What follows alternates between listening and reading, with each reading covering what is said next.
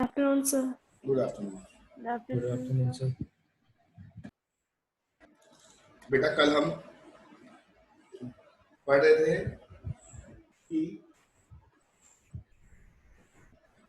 Companies की accounting कैसे करते हैं। थ्योरी हमारी सारी खत्म हो गई थी, हम कंपनीज की अकाउंटिंग कैसे करते हैं। तो मैंने आपको बताया था कि अगर कोई भी कंपनी शेयर्स इशू करती है तो या तो पार्टनर से पब्लिक से पैसा एक बार में लेती है, जिसको हम बोलते हैं लंप सम। ठीक है, मैंने कल को बताया था कि अगर सारा पैसा कंपनी एक बार में देती है, किससे?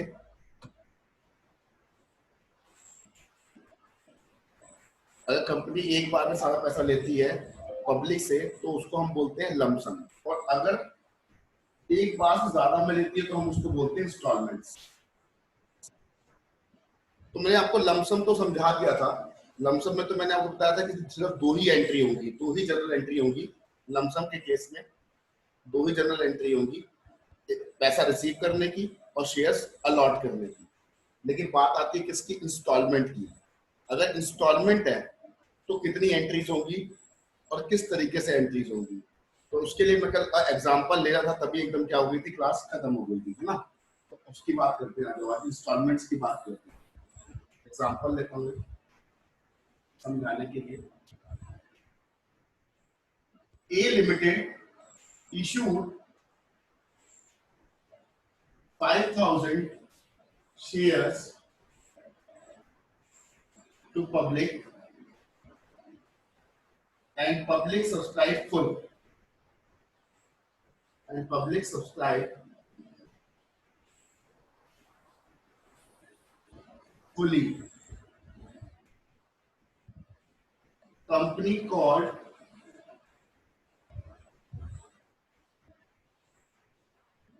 the amount as follows. On application, ₹4. On allotment,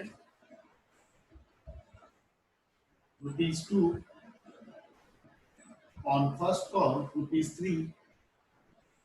On final call, ₹1. Company ने 5,000 शेयर्स इशू करे पब्लिक को, और पब्लिक ने पूरे सब्सक्राइब कर दिए। पूरे सब्सक्राइब करने का यहाँ पर क्या मतलब है? इसका मतलब है कि पब्लिक ने सारे के सारे शेयर्स परचेज भी कर लिए। कंपनी ने पैसे किस तरीके से लिए पब्लिक से? बेटा 4 इंस्टॉलमेंट में पैसे लिए पब्लिक ने। कितनी इंस्टॉलमेंट में लिए? 4 इंस्टॉलमेंट में। पहली इंस्टॉलमेंट का नाम था एप्लीकेशन, सेकंड इंस्टॉलमेंट का नाम था अलॉटमेंट। ये सेम रहते हैं हमेशा। थर्ड होती है फर्स्ट कॉल, फिर उसके बाद सेकंड कॉल भी हो सकती है, थर्ड कॉल भी हो सकती है, कितनी भी कॉल आगे बढ़ाई जा सकती है, वो कंपनी की अपनी मर्जी है। लेकिन सेकंड कॉल से ज्यादा होता नहीं है, 4 ही कॉल रहती है, इससे ज्यादा कभी नहीं होता, मैक्सिमम है। तो मैंने लास्ट वाली कॉल का नाम क्या रख दिया? On second and final call. अब आपको वो कहता है इसकी जर्नल एंट्रीज करो। क्या करो? जर्नल एंट्रीज करके दिखाऊंगा। एक बार इसका स्क्रीनशॉट ले लो, मैं रफ करके इसकी एंट्रीज करूंगा।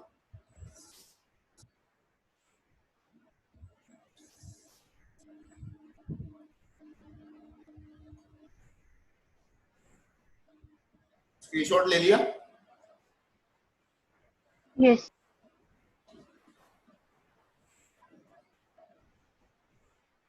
सुनिए, इनकी जर्नल एंट्री करते किस तरीके से इंस्टॉलमेंट पर।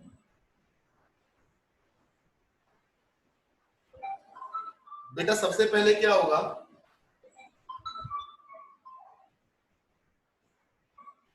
सबसे पहले क्या होगा? सबसे पहले आप क्या करोगे? पहली एंट्री करोगे। पहली एंट्री, पहली कॉल का नाम क्या है? एप्लीकेशन। पहले किसकी कॉल एंट्री करोगे? एप्लीकेशन की। रेट कितना है इसका? 4 रुपए। बेटा एक बात बताओ, जब आप इनवाइट करोगे किसको? पब्लिक को, तो पब्लिक क्या करेगी? शेयर्स के लिए अप्लाई करेगी। जब शेयर्स के लिए पब्लिक अप्लाई करेगी तो सबसे पहले आपको क्या देगी? पैसे देगी। आपके पास अप्लाई करेगी तो पैसे पहले क्या आएंगे? पैसे आएंगे। जब भी आपको पता होगा स्कूल में एडमिशन होता है तो जब प्रोस्पेक्टस लेते हो, प्रोस्पेक्टस के बाद फॉर्म भरते हो, एडमिशन से पहले आपको क्या देना पड़ता है? पैसा देना पड़ता है, फीस देनी पड़ती है, एडमिशन फीस देनी पड़ती है। तो ऐसे ही कंपनी के पास शेयर्स खरीदने से पहले पब्लिक क्या देगी? पैसे देगी।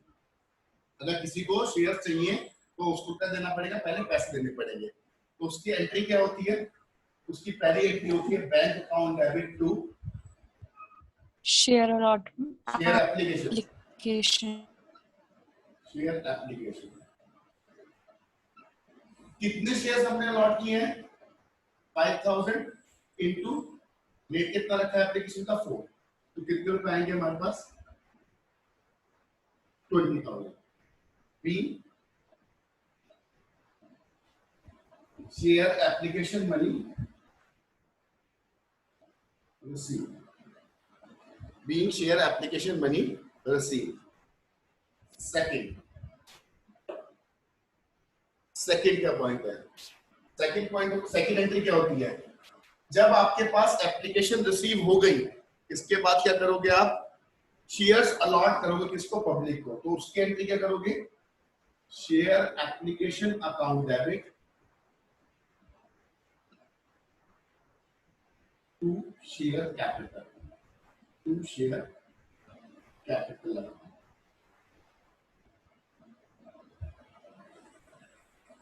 B share allotted to applicants. अगर आपको याद हो, मैंने कल को एंट्री जो करवाई थी तब भी यही 2 एंट्री करवाई थी, लेकिन हुआ क्या था? सारा पैसा एक बार में आ गया था। 10 रुपए का शेयर था, 10 के 10 रुपए एक बार में ही आ गए थे। किसके पास? कंपनी के पास। लेकिन यहाँ पर कंपनी क्या कर रही है? इंस्टॉलमेंट से पैसे ले रही है। किससे? शेयर होल्डर से। अभी हमने शेयर होल्डर से कितने रुपए लिए हैं? सिर्फ और सिर्फ 4 रुपए लिए हैं। 10 रुपए का शेयर है, 4 रुपए लिए हैं। अब उसके बाद किस चीज की एंट्री करनी पड़ेगी हमें? अलॉटमेंट की। अब जितनी भी एंट्री होगी, चाहे वो अलॉटमेंट की हो, चाहे वो फर्स्ट कॉल की हो, चाहे वो सेकंड कॉल की हो, उनमें क्या होगा? ड्यू की एंट्री पहले होगी और उनको रिसीव करने की एंट्री बाद में होगी। ऐसा क्यों होता है बताओ? किसकी एंट्री पहले होगी? जैसे यहाँ पर एप्लीकेशन में हमने पहले तो किसकी एंट्री करी है? रिसीव होने की। पैसे रिसीव होने की एंट्री पहले करी है, उसके बाद अलॉट करने की एंट्री करी है। अब देखना, मैं जो एंट्री करूंगा थर्ड अलॉटमेंट की, हाँ। उसमें मैं पहले अलॉटमेंट की ड्यू की एंट्री करूंगा। अलॉटमेंट को ड्यू कर दूंगा पहले। Share allotment account debit to share capital.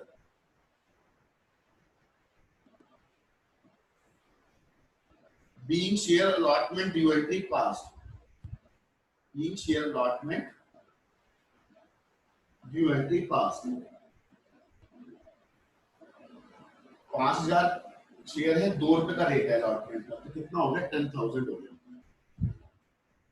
और अब करूंगा रिसीव की एंट्री। बैंक वाली एंट्री करूंगा सेकंड नंबर पे, bank account debit to share allotment.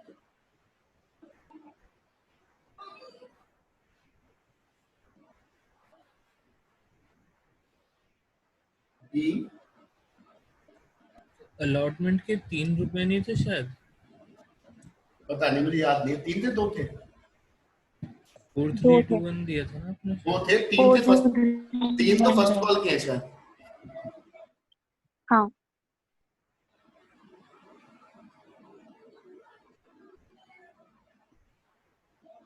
सुनो, मैं ये कह रहा था कि जब एप्लीकेशन का टाइम था तो मैंने पहले बैंक वाली एंट्री करी थी, फिर अलॉटमेंट की एंट्री करी थी, मतलब जो शेयर अलॉट किए थे।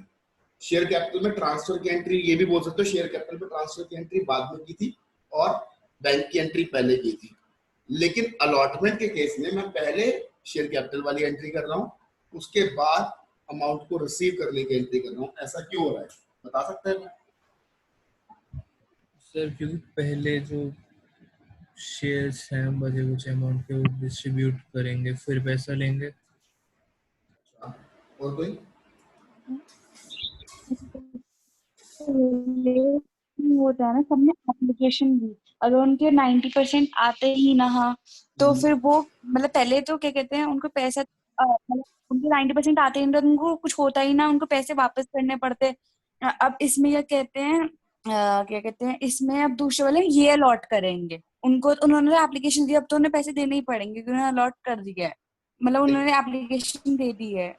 देखो, जब हम शेयर्स अलॉट मतलब शेयर्स इशू करते हैं तो हमें नहीं पता होता कितनी पब्लिक शेयर खरीदेगी कितने नहीं खरीदेगी, तो हम पहले वेट करते हैं पैसे आने का।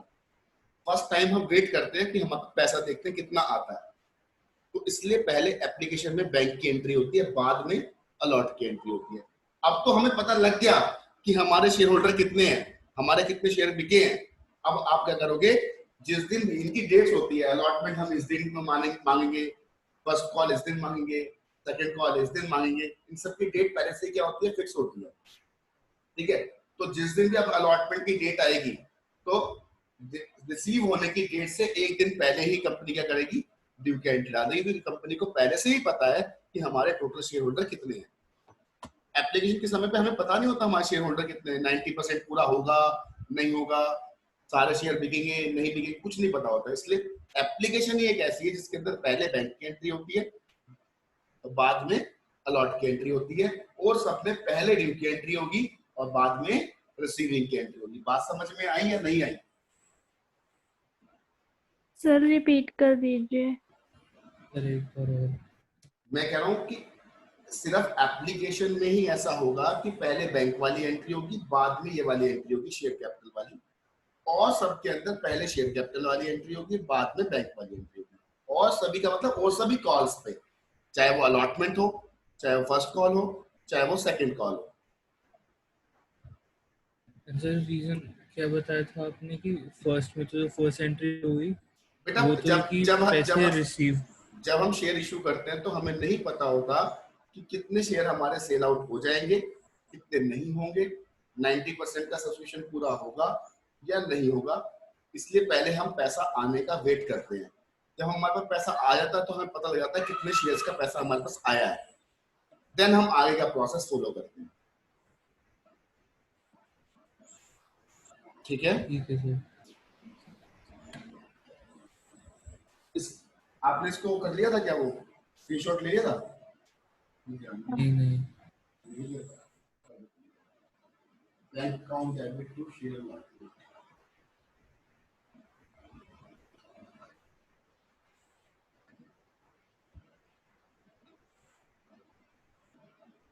ये फोर्थ एंट्री कंसिडर कर जाएगी थर्ड के अंडर ही? ये बस तो फर्स्ट के अंदर ये दो एंट्री आएंगी, सेकंड के अंदर ये दो एंट्री आएंगी। ठीक है, इस तरीके से बी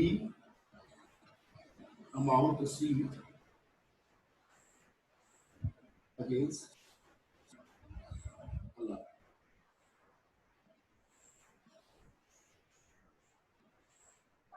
ठीक है, आज मैंने टेस्ट भेजा था एक ग्रुप में,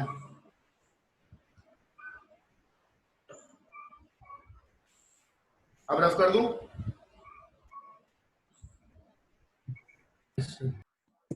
आज मैंने टेस्ट दिया था एक गूगल फॉर्म पे, लिंक दिया था मैंने, आप लोगों ने टेस्ट अटेम्प्ट ही नहीं किया, देखते नहीं हो क्या आप लोग?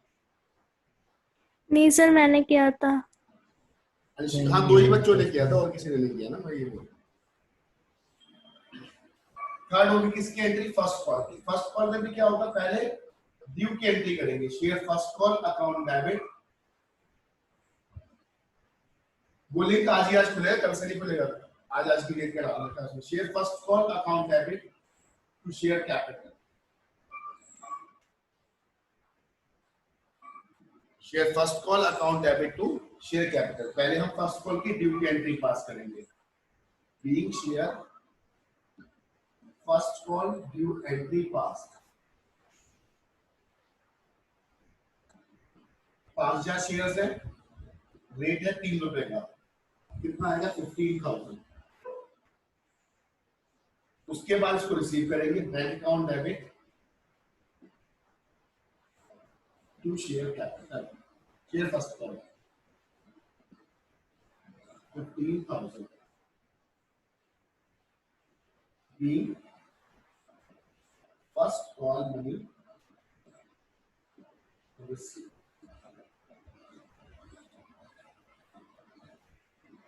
आज शिवालिक का है। जूम बहुत मुश्किल से चला है आज, मेरा भी नहीं चल रहा था, उससे वो 15-20 मिनट से ट्राई कर रहा, नहीं हो रहा।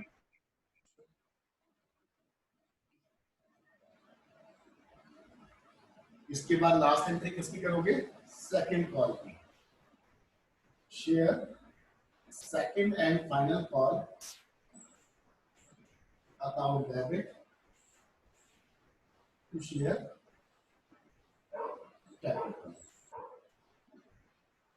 5000 इंटू 1 पूरे 5।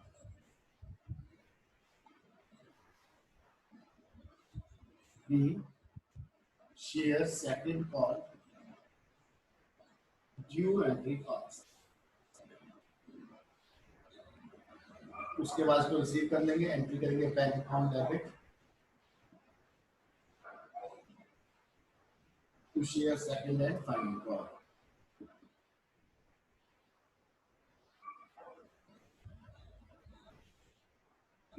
अमाउंट रिसीव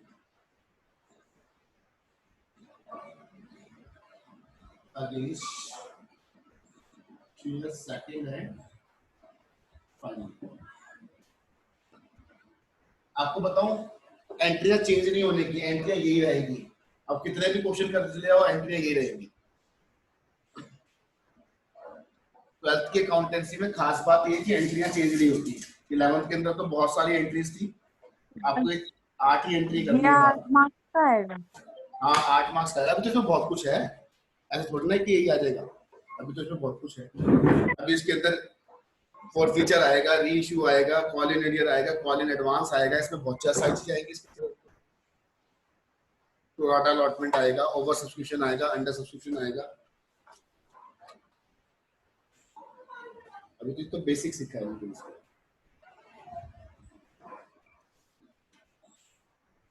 तो आएगा 8 मार्क्स का, ये कंफर्म है।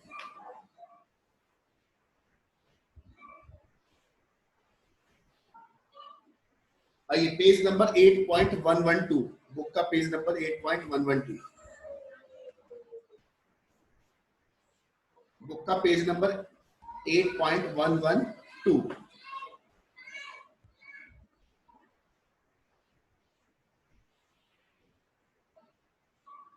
क्वेश्चन नंबर 5, जो स्टार्टिंग के क्वेश्चन है 4, वो बैलेंस शीट के हैं।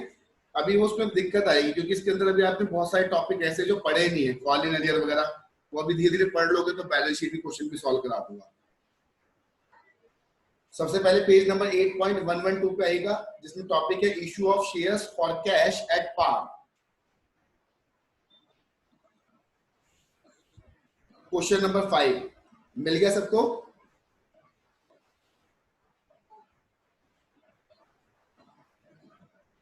Yes sir. Money Plus company issued 2,50,000 equity share of rupees 10 each to public. All amount have been received in lump sum. सारा पैसा कैसे रिसीव हो गया? lump sum पे। Past journal entries in the books of the company. आपको journal entry करनी है companies की बुक में।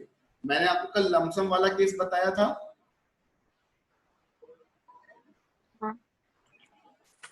lump sum वाले में कितनी एंट्रीज होंगी बच्चे?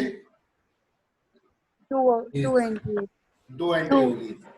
सिर्फ और सिर्फ एप्लीकेशन वाली एंट्री होगी, इसके अलावा और कोई एंट्री नहीं होगी। सिर्फ और सिर्फ कौन सी एंट्री होगी? एप्लीकेशन वाली। अच्छा एक चीज मैं आपको बता दूं कि आपको अगर एग्जाम में एंट्रीज आती हैं तो आपको उसको जनरल एंट्रीज के फॉर्मेट में करके आना है। जो 11th क्लास में आपने फॉर्मेट सीखा था जनरल एंट्री का, इसका स्क्रीनशॉट ले लिया आपने? Yes sir. 11th में क्लास में जो आपने जनरल एंट्री का फॉर्मेट सीखा था, वो फॉर्मेट जरूर बनाना जनरल एंट्री करते समय, ठीक है?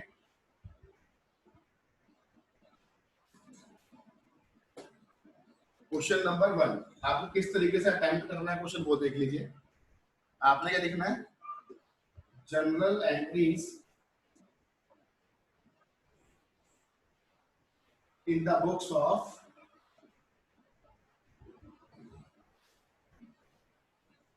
Money Plus Company Limited.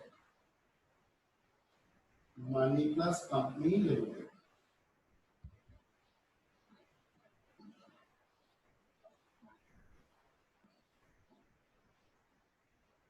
8 particulars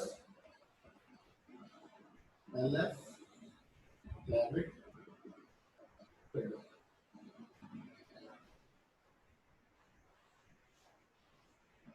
date अगर होगी तो लिखेंगे वरना छोड़ देंगे। अब पहली एंट्री हम किस चीज की करेंगे? एप्लीकेशन की। तो एंट्री क्या होगी? बैंक अकाउंट डेबिट वो एप्लीकेशन टू शेयर एप्लीकेशन।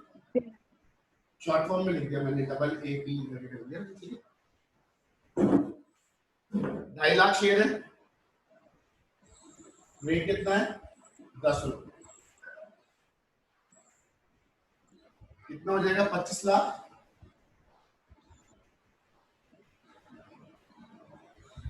उसके बाद हम शेयर क्या कर देंगे? अलॉट कर देंगे। By the way at par का क्या मतलब होता है?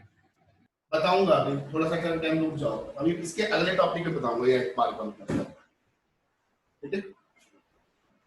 ओके, क्योंकि वहां पर ज्यादा अच्छा समझ में आएगा अगले टॉपिक में एट पार का।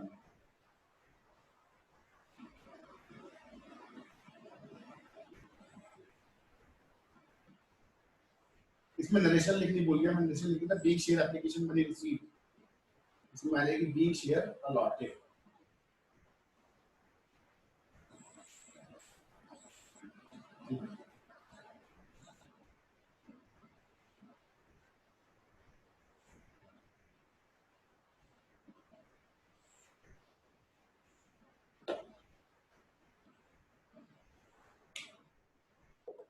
जब भी लमसम होगा तो 2 ही एंट्री होगी, पहले हम सारा पैसा रिसीव कर लेंगे शेयर का, उसके बाद शेयर को अलॉट कर लेंगे, ठीक है।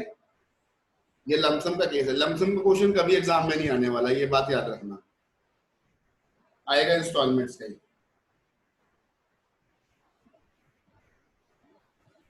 क्लियर है सबको? कोई डाउट तो नहीं है किसी को? No sir. ठीक है, आइए क्वेश्चन नंबर 6 देखिएगा। The authorised capital of rupees 16 lakh of Bharat Limited divided into 1,60,000 shares of rupees 10 each. Out of these shares, 80,000 equity shares were issued at par to public for subscription. अभी at par का मतलब ये समझ के चलिए 10 रुपए का share 10 रुपए में, ठीक है।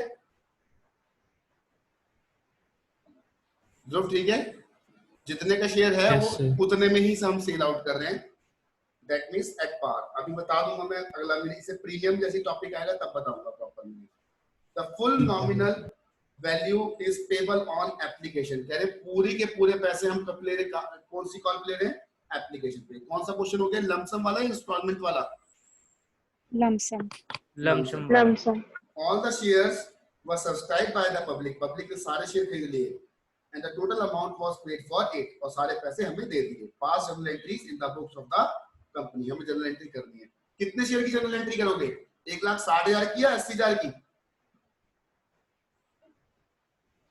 80,000 की। हमने पब्लिक को इशू कितने करे? 80,000। जो 1,60,000 है वो तो ऑथराइज कैपिटल है। ऑथराइज कैपिटल तो मैंने आपको बताई थी मैक्सिमम लिमिट होती है जहां तक कंपनी शेयर इशू कर सकती है। कंपनी ने कितने इशू करे? 80,000। तो हमें एंट्री कितनी करनी है? 80,000 की करनी है। क्लियर है? कर लोगे ये वाला question? Yes sir. Yes sir. Question number 7। आशीष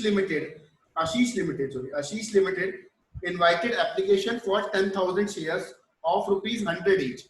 अब की बात शेयर कितने का है? 100 रुपीज का एक शेयर है।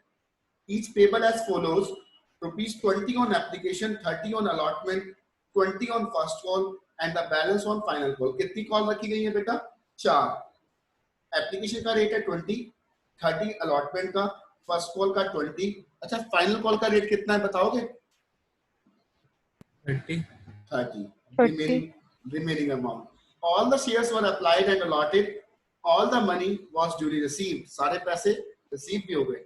You are required to generalize these transactions. आपको इनकी transactions generalize करनी है, journal entries करनी है आपको। जो मैंने क्वेश्चन कराया था ना आज आपको भी, मतलब एक एग्जांपल लिख कराया था, वही क्वेश्चन करना है पूरा का पूरा, ठीक है। 10,000 शेयर्स है, रेट 20, फिर 30, फिर 20, फिर 30। ठीक है।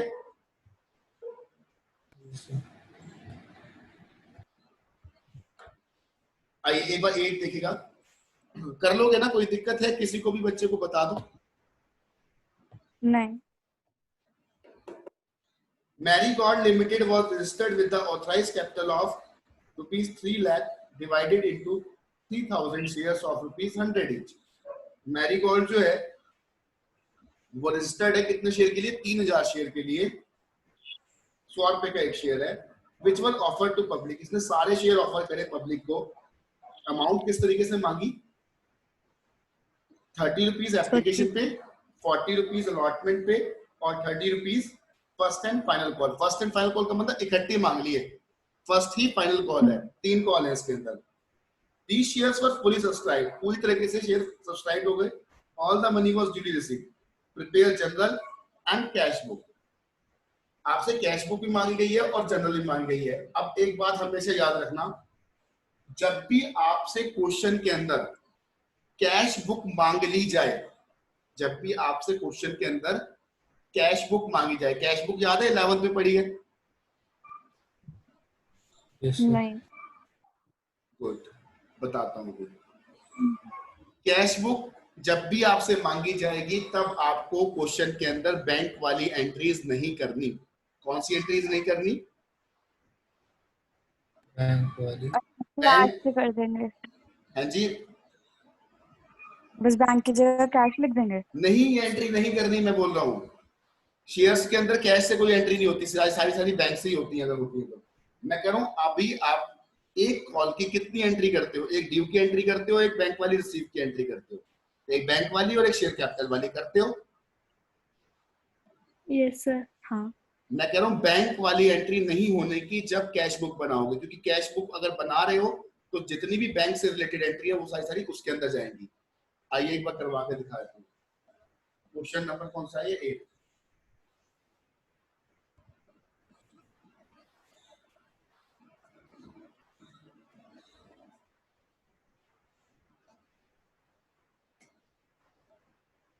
क्वेश्चन नंबर 8 सुनिए। जनरल एंट्री कर दी है हमें मारीगोल्ड कंपनी की। मारीगोल्ड पहली एंट्री आप बैंक वाली करते हो, bank account debit to share application, वो नहीं होने की। उसकी जगह पे कौन सी एंट्री होगी? सीधी शेयर एप्लीकेशन अकाउंट डेबिट। एक बार देख लो, share application account debit to share capital.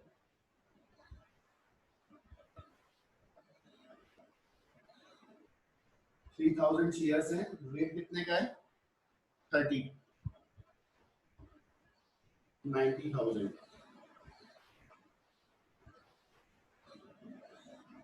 Being share allotment due entry passed.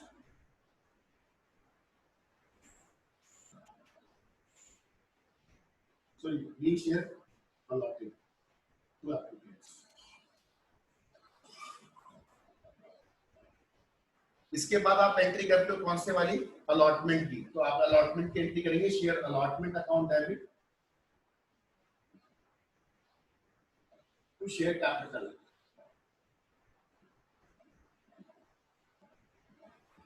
$3000 into rate कितना है?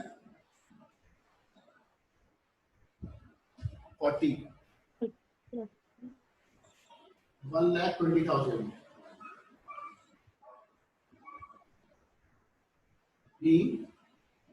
share allotment due entry passed।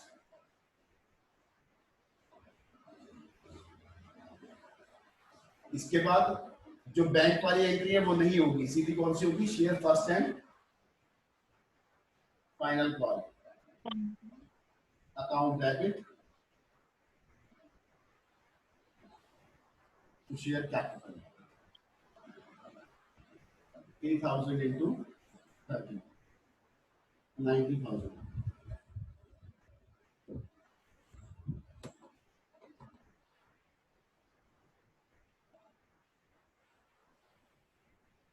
Being share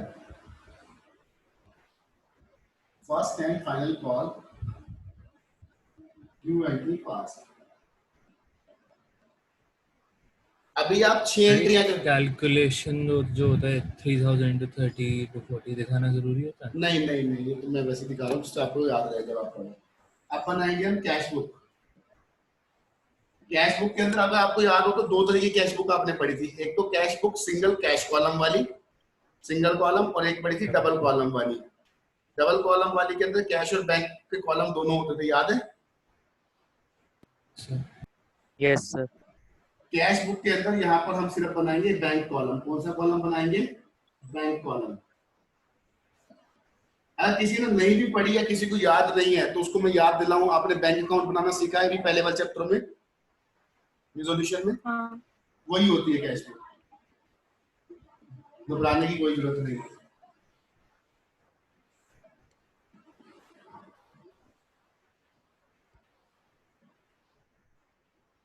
date, particulars,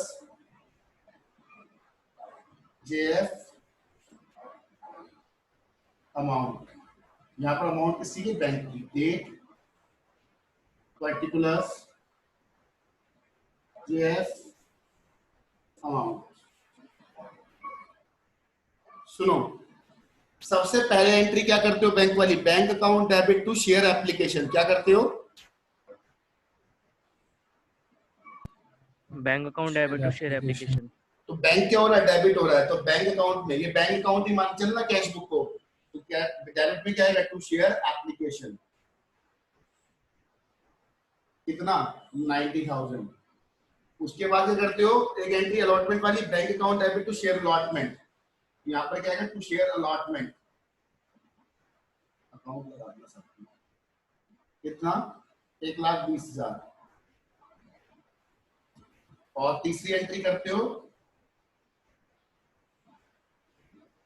to share first and final call. Bank account debit to share first and final call account. कितना था? 90,000। बस ये 3 entry ऐसी थी ना जो आप वहां पर करते थे, वहां से कहां शिफ्ट हो गई है? कैश बुक में। कैश बुक में होगी, वहां पर नहीं होगी। टोटल कितना आया? 3 लाख। इधर का टोटल कितना है? 0। तो बैलेंस कितना आ गया? By balance CD.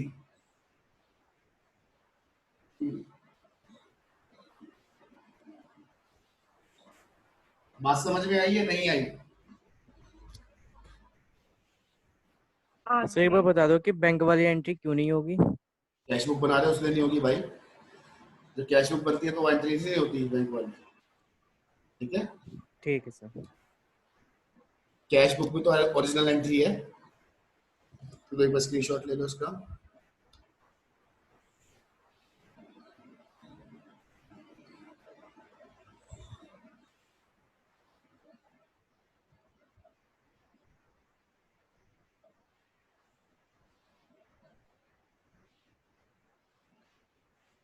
इसका भी ले लो कैश बुक का।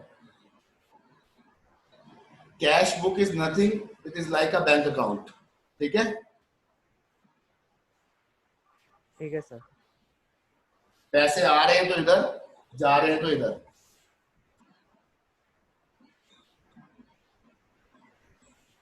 आइए एक बार क्वेश्चन नंबर 9 पढ़ें। Modern marbles limited was registered with an authorized capital of 10 lakh divided into 7,500 equity share of rupees 100 each and 2,500 preference share of rupees 100 each। मतलब जो इसकी कैपिटल डिवाइडेड है वो 7,500 तो इक्विटी शेयर्स है और 2,500 क्या है? प्रेफरेंस शेयर्स है। 1,000 equity share and 509% preference shares were offered to public on the following terms। कहते हैं इसमें से कंपनी ने 1,000 को इक्विटी शेयर और 500 प्रेफरेंस शेयर पब्लिक को क्या करे? ऑफर करे। इक्विटी शेयर कैपिटल के पैसे किस तरीके से मांगे? 10 रुपए एप्लीकेशन पे, 40 रुपए अलॉटमेंट पे, और balance in two cost of ₹25 each. 10 रुपए एप्लीकेशन, 4 रुपए अलॉटमेंट, 25 रुपए फर्स्ट कॉल, 25 रुपए second and final call. 4 call इन्होंने रखी है। Preference shares were payable 25 rupees on application, 25 rupees on allotment, 50 on first and final call. इन्होंने एक कॉल रखी है फर्स्ट एंड फाइनल कॉल 50 रुपए की। All the shares were applied for and allotted. Amount due duly received Prepare cash book and pass journal entries to record the above issue of shares and show the share capital will be appear in the balance sheet. Balance sheet तो मैं बनवाऊंगा आपको कल इसकी कैसे बनेगी, ठीक है। Journal entries और कैश बुक का काम आपने करना है। अब मेरी एक बात सुनना, अभी तक तो हम ऑर्डिनरी एक ही शेयर के लिए काम कर रहे थे, यहाँ पर आगे प्रेफरेंस शेयर भी और इक्विटी शेयर्स भी। तो अब आप जितनी भी एंट्रीज करोगे ना, जैसे यहाँ पर हम सिर्फ शेयर्स लिखते हैं, हर जगह पे दिख रहे होगा आपको शेयर्स दिखते हैं ना हर जगह। Yes sir. जब इक्विटी वालों के लिए करोगे तो इसके आगे इक्विटी लगा देना, equity share capital, equity share application, equity share allotment, equity share capital, equity share first and final call, equity share capital. Preference वालों के लिए करोगे तो यहाँ पर प्रेफरेंस लगा देना, preference share capital, preference share application, preference share allotment, preference share first and final call. इतना ही चेंज करना है आपको। बात समझ में आई? ठीक है सर। एक और बताना सर, सॉरी। जहां जहां शेयर लिख रखा है बिना किसी, मैं तो शेयर्स लिख रखा है ना, नॉमिनल ना इक्विटी, इसके आगे इक्विटी ना प्रेफरेंस। जब इक्विटी वालों के लिए करोगे तो इक्विटी लिख देना इसके आगे, शेयर के आगे, और जब प्रेफरेंस वालों के लिए करोगे तो प्रेफरेंस लिख देना। आप पहले इक्विटी वालों के लिए सारी एंट्री कर लेना, फिर प्रेफरेंस वालों के लिए करना। अच्छा, इस क्वेश्चन के अंदर बैंक वाली एंट्रीज नहीं होंगी, क्योंकि क्वेश्चन में क्या डिमांड करी है, कैश बुक की डिमांड करी है। जितनी भी बैंक से रिलेटेड एंट्री है वो कहां पर जाएंगी, कैश बुक में। सर लेकिन जो लिखा है कि 9% प्रेफरेंस इससे अभी कुछ नहीं, ये डिविडेंड का रेट है, 9% इज द डिविडेंड रेट। जब भी हम किसी प्रेफरेंस शेयर वालों को डिविडेंड देंगे तो वो 9% से देंगे। हमें यहाँ पर डिविडेंड नहीं देना, हमें क्वेश्चन में डिविडेंड के लिए कोई डिस्कशन नहीं है। इस पूरे इस बुक के अंदर कहीं डिविडेंड नहीं देना आपने, ठीक है। ये डिविडेंड का रेट है। जैसे डिविडेंड जब भी देंगे हम अपने प्रेफरेंस शेयर होल्डर को, तो वो हम कितना देंगे, 9% देंगे, ठीक है। ठीक है सर। और कोई डाउट क्वेश्चन को लेके?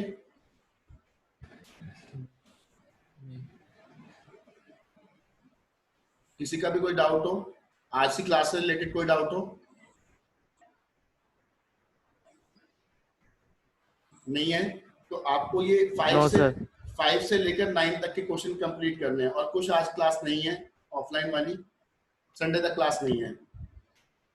ठीक है सर। मंडे को तो आना है ना? अभी मंडे का भी कंफर्म नहीं है, बताऊंगा, पंगा हो गया है यहाँ पर मुझे, ठीक है। सर धर्मेंद्र सर बता रहे थे मेरे को। हाँ, पंगा हो गया है, एक टीचर को पुलिस लेना, ठीक है। तो ठीक है सर। अभी आप क्वेश्चन नंबर 5 से लेकर 9 तक की कंप्लीट करेंगे, ठीक है। ओके सर 9 वाले में तो बैलेंस शीट नहीं बनानी ना अभी? बैलेंस शीट मैं बनवाऊंगा कल को, आप एंट्रीज कर लेना और ठीक है सर। Cash book.